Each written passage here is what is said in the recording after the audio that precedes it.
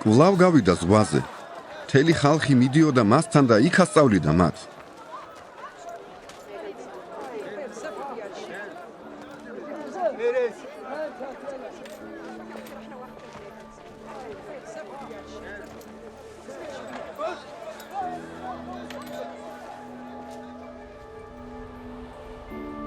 გაიარა და დაინახა საბაჟოსთან მჯდომარე ლევი ალფესი და უთხრა: გამომყევი მე.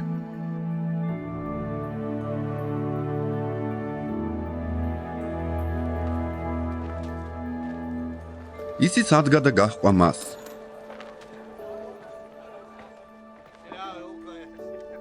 როდესაც მის სახლში დაჯდა, იესოსთან და მის მოწაფეებთან ერთად იჯდა ბევრი მებაჟე და ცოდვილი, რადგან მრავალნი იყვნენ იქ, ვინც გაჰყვა მას.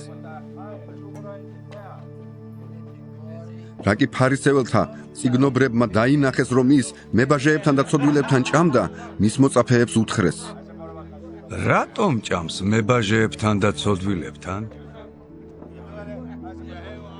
ეს რომ იესომ გაიგონა, უთხრა მათ: მკურნალი ჯანმრთელებს კი არა, სნეულებს სჭირდებათ. მართალთა კი არა, ცოდვილთა მოსახმობად მოვედი.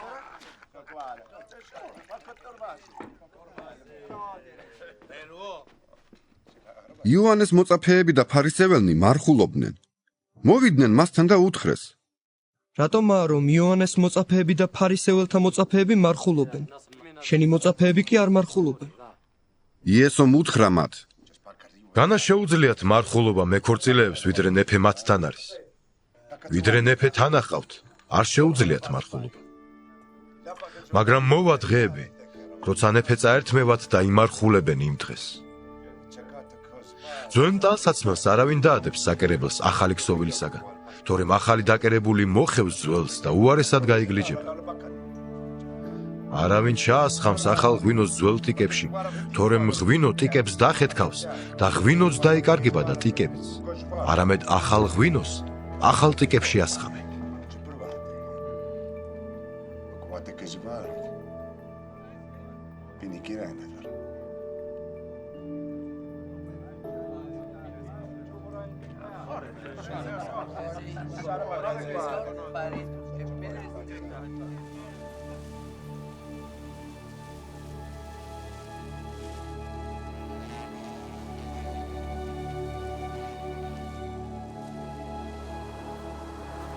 მოუხდა მას შაბათ დღეს ყანებზე გავლა და მისმა მოწაფეებმა თავთავების კრეფა დაიწყეს.